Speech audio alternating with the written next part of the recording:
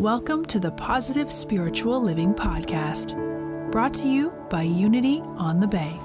This is your positive path for spiritual living.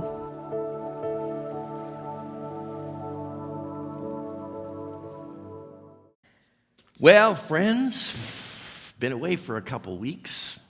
Back in my hometown of Kansas City, Missouri. Anybody ever heard of Kansas City, Missouri? Down here in Miami. You know, sometimes I think to myself, how did a farm boy like me end up down here in Miami? And the only answer I have is God put me here.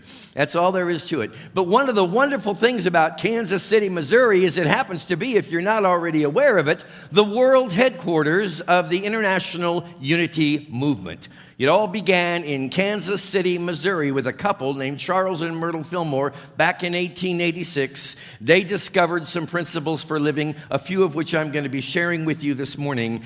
And this movement grew like a wildfire, my friends, all through this country and all around the world. Clearly, people were ready to hear a different rendition of the life and ministry and teaching of Jesus Christ, other than what they had received from their traditional understanding of Christianity. And so it was extremely popular, and today we have 1,400 acres of a privately owned municipality right smack dab in the middle of this nation called Unity Village, Missouri. And I'll tell you, it warms my heart every time I revisit this place, which is my home. I worked there for 26 years. I grew up there as a teenager and as a young boy. And I always love to share it with other people. I especially love to share it with my Unity on the Bay family. And this time, I got to have three of them with me. Reverend Juan was there. Aquiles Ballestas, who's a member of our Board of Trustees, joined us for this World Convention. And we also had the remarkable Jason Weeks as a part of this week together. And it was truly inspiring to me, it always is, to traverse those grounds. If you're not aware of this, there is a central building structure or series of structures that make up the administrative headquarters of our worldwide movement. And they're all designed beautifully in Italian Renaissance architecture. The grounds are filled with magnificent fountains, a tower that reaches up to the skies over 200 feet, that is actually the water tower for the central complex there, but it's disguised as a beautiful Italian Renaissance tower.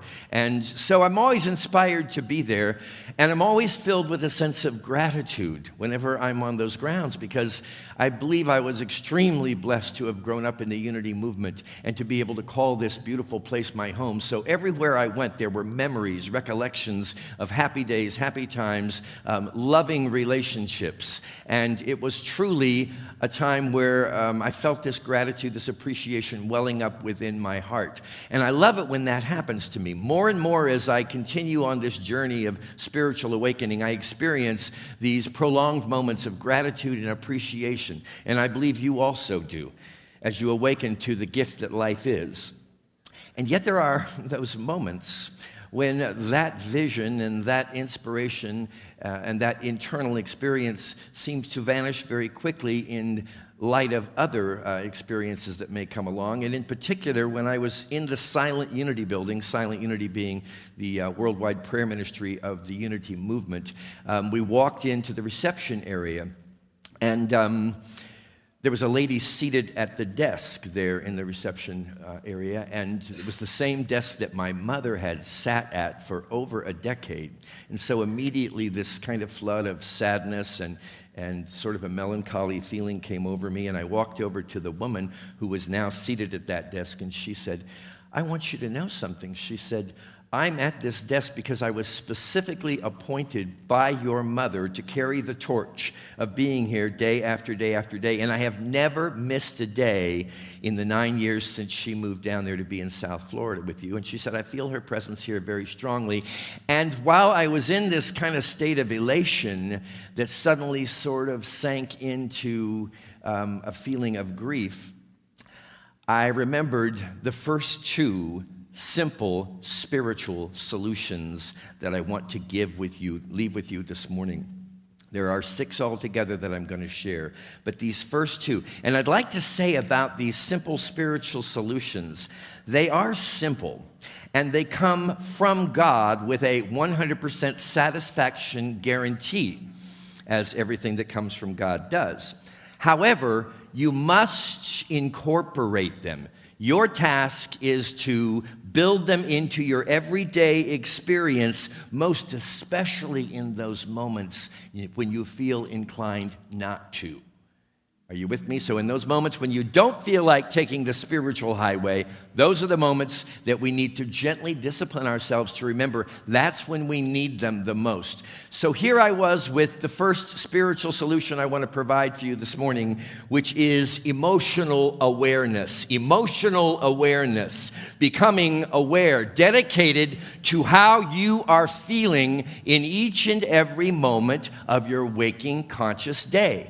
How am I feeling? To check in with yourself.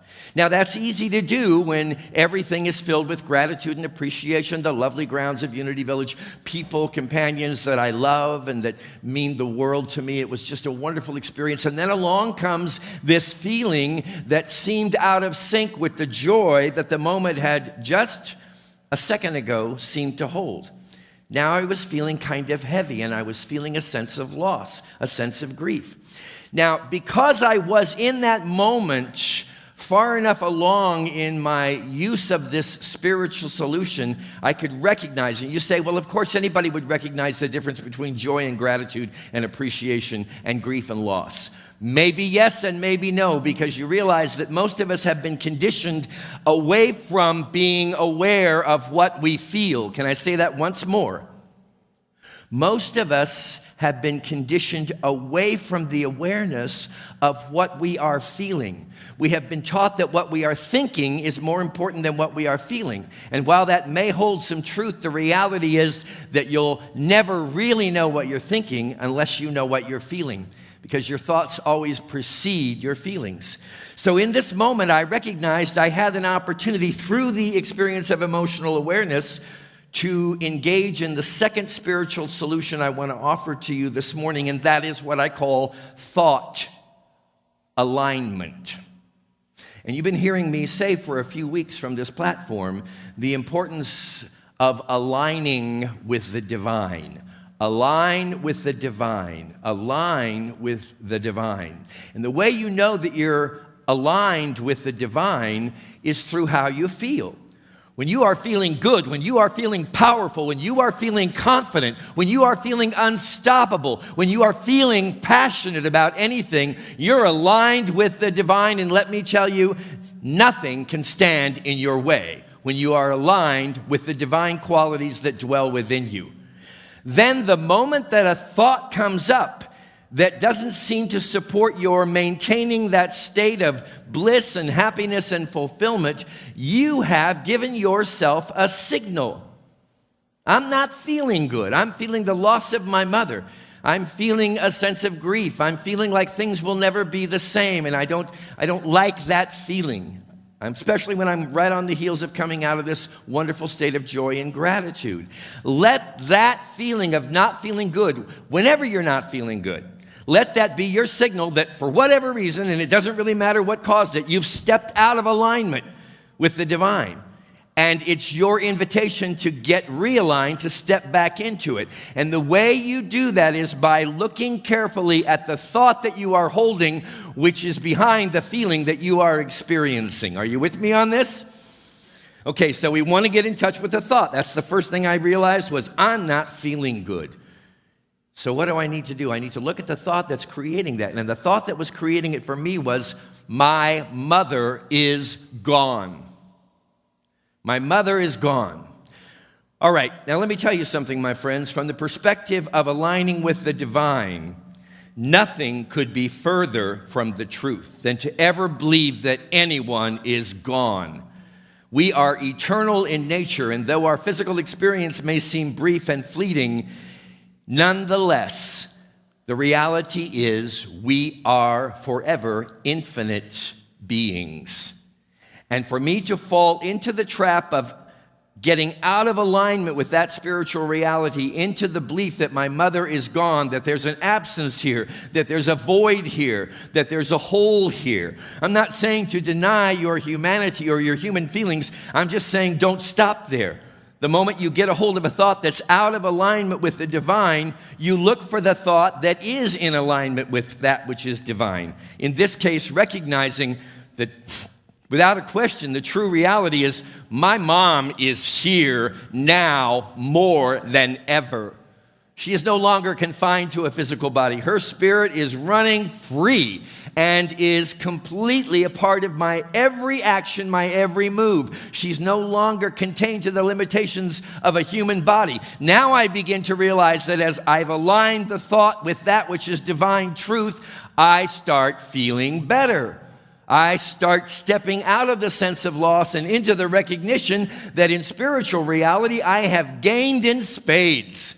I've got this woman now as a more predominant presence in the sense of her soul and her spirit than ever. So I thank God for that experience. I thank God for slipping out of divine alignment for the extension of that period of time in which I wasn't recognizing who she really was. And then I thank God for stepping into that recognition.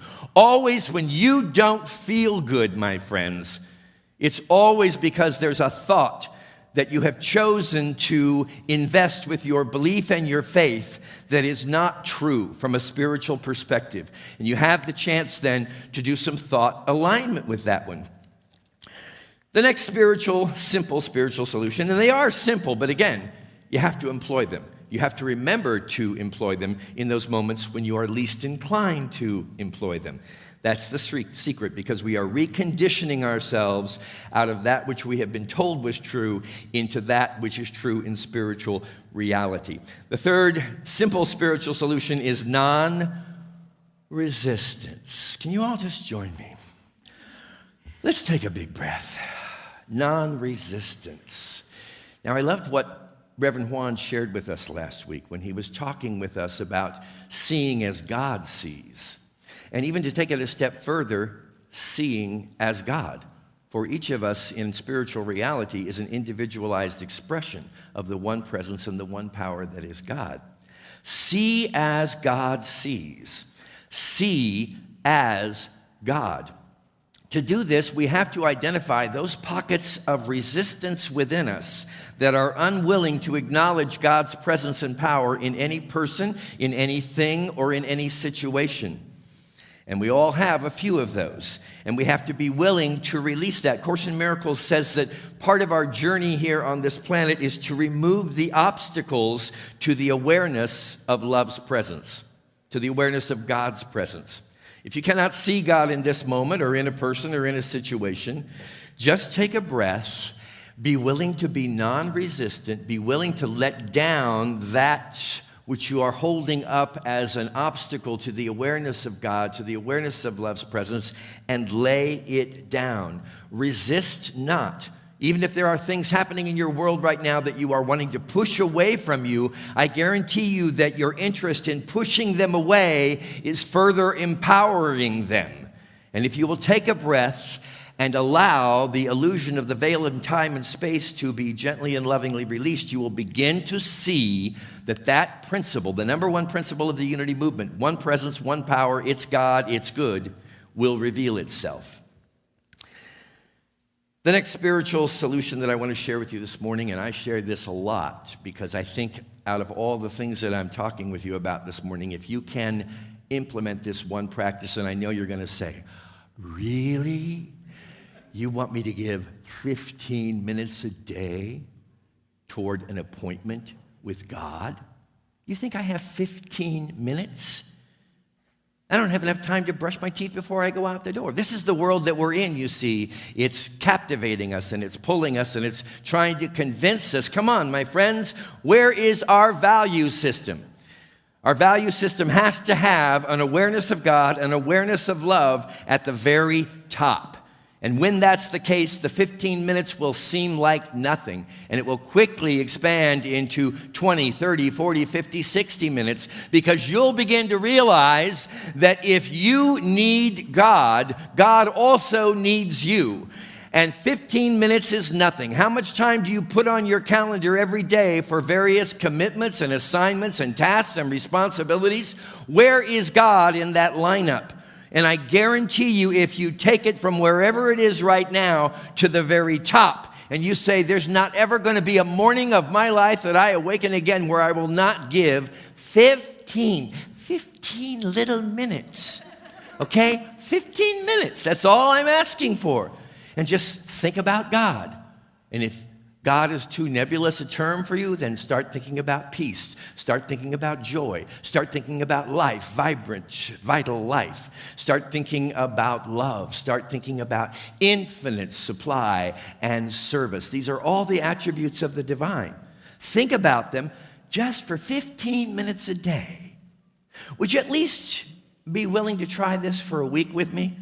I guarantee you this time of immersing yourself in spiritual awareness is invaluable, my friends.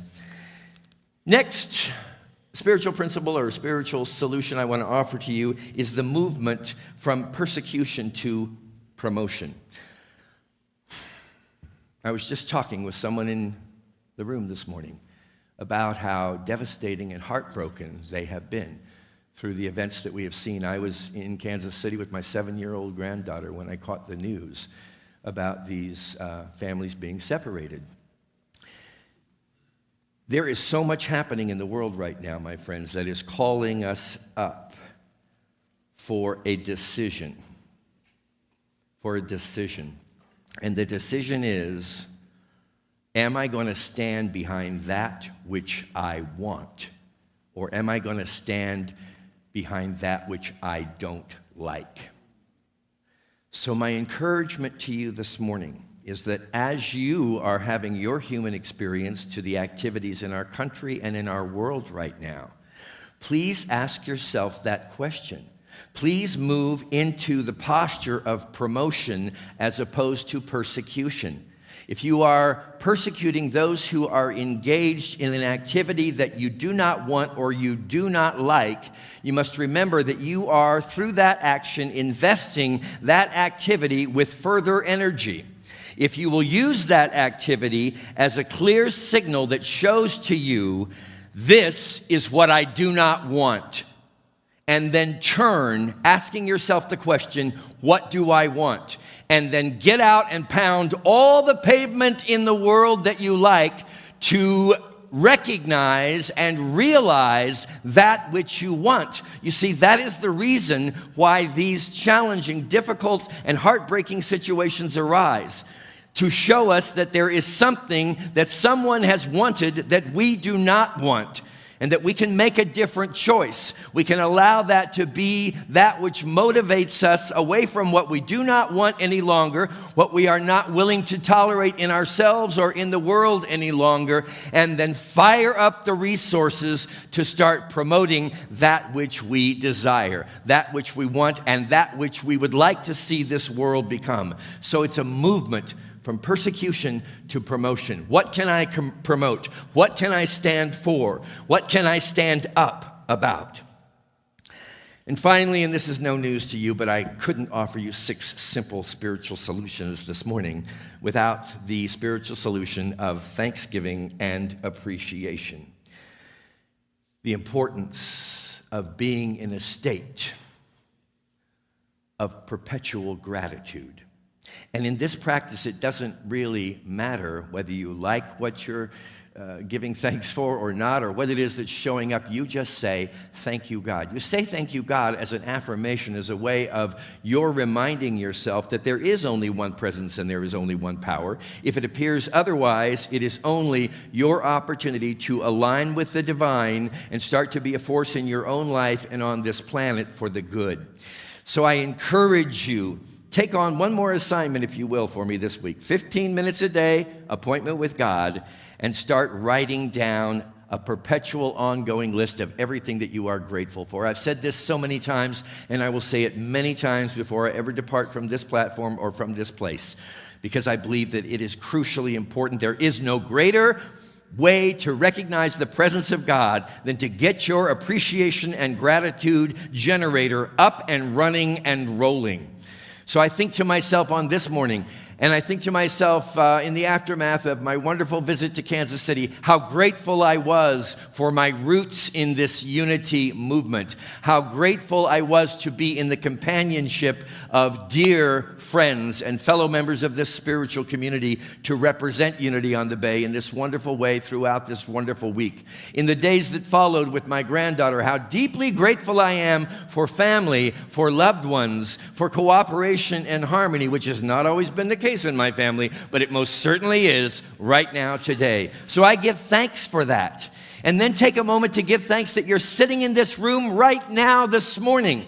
Give thanks for the braveness and the boldness and the courage of those who have preceded us in creating this unity movement so many years ago, in bringing it to the community of Miami all those years ago in 1927, so that you could be sitting in this room right now, learning a different way to be alive, learning a way to free yourself through whatever simple spiritual solutions you may arrive at, to free yourself from the false thinking, the false conditioning, the erroneous beliefs that have been seeking to hold you captive. Remember who you are and stand in that certainty. Now I guarantee you, you're going to be a force for great good in your own life and on this planet. God bless you.